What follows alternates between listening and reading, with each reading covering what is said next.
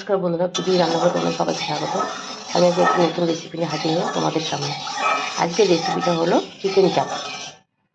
আমি এই চিকেন চাপটা কীভাবে বানাই আপনারা শুরু থেকে শেষ পর্যন্ত ভিডিওটি দেখুন। আমি এখানে বোনলেস থাইয়ের পিস সব নিয়ে নিয়েছি 500 গ্রাম। এটাকে আমি সাদা তেলে এবার ফ্রাই করে দেবো।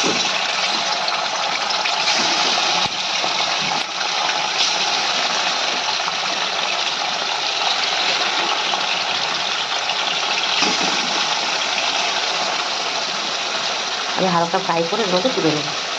এর মধ্যে সামান্য একটু নুন দিয়ে দিলাম।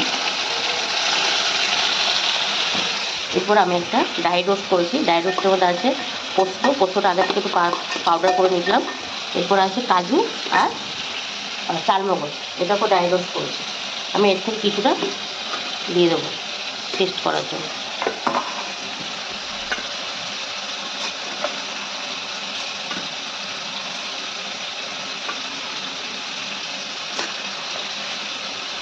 আমি এটাকে ড্রাই রোস্ট করে দেবো। চিকেনটা আমার একটু ফ্রাই হয়ে গেছে। এবার আমি ওই তেলে তেজপাতা দিয়ে দিয়েছি আর দিয়ে দেবো পেঁয়াজ কুচি।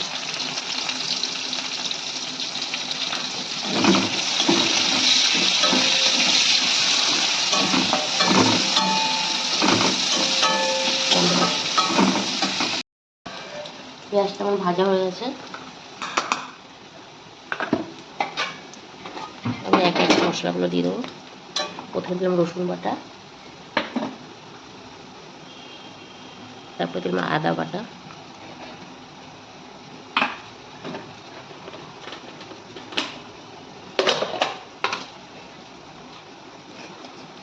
একটু লঙ্কা বাটা,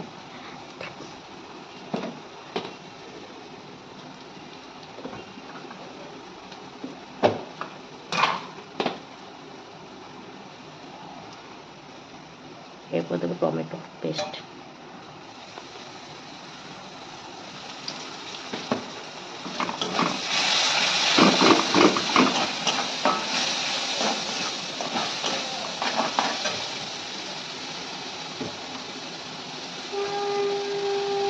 এরপর স্বাদ মতো নুন,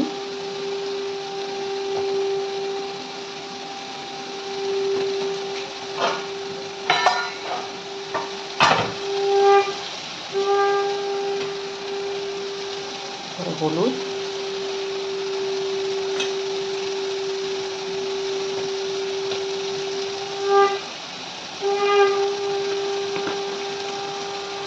ভাজা জিরে গুঁড়ো পাউডার,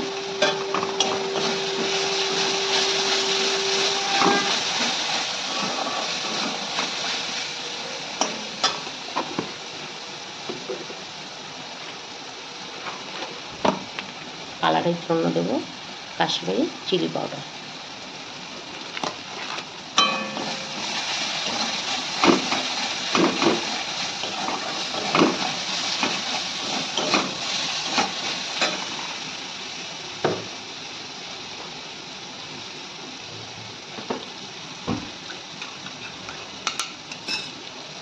আমি একটু দিয়ে দেবো সর্ষ জল।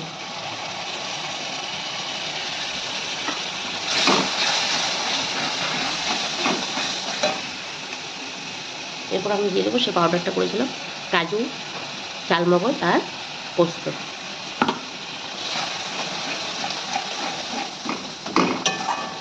আমি এটাকে ভালো করে কষাবো। কষানো হয়ে গেছে। আমি এর মধ্যে সামান্য একটু চিনি দিয়ে দিলাম।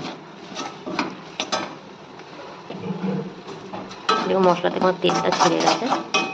এরপর আমি ভেজে রেখেছিলাম যে চিকেন থাইটা, সেটা অ্যাড করব।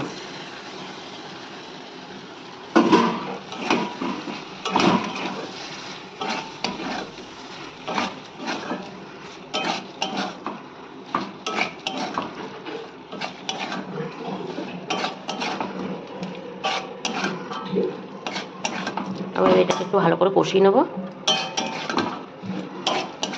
আমার চিকেনটা অলরেডি সেদ্ধ হয়ে গেছে, আর বোনলেস থাইয়ের চিকেনটা একদম সফট হয়, তো এটাকে বেশিক্ষণ রান্না করতে লাগে না। 10 মিনিট আমার রান্না হয়ে যাবে।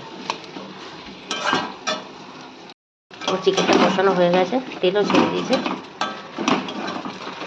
এবার আমি এর মধ্যে জল দিয়ে দেবো অল্প সামান্য।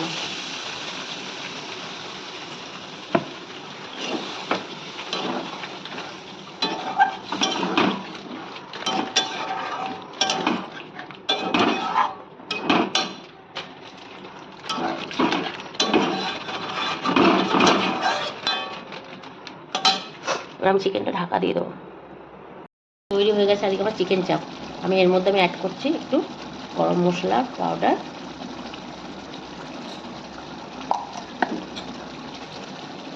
অল্প একটু ঘি। আমার আজকের রেসিপিটা আপনাদের কেমন লাগলো অবশ্যই জানাবেন।